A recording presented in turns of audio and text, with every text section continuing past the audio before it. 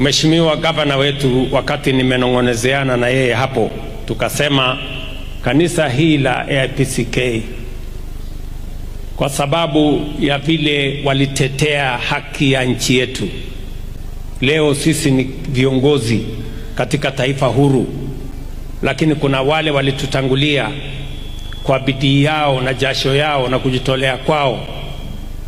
Leo tukapata nafasi hii ya kuwa viongozi katika taifa huru, na sisi pia tutafanya sehemu yetu kidogo. Hatuwezi kuwalipa kiasi inayotosha, but we are going to make a small contribution towards making AIPCK proud in Nairobi.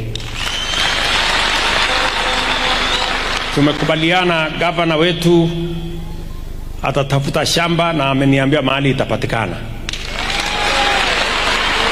Shamba ekari 5.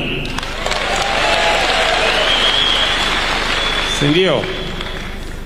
Mahali ambapo itajengwa headquarters ya kanisa hii, na mahali pa kuabudu Mungu, na mahali pengine pa kufanya kazi fulani hapo.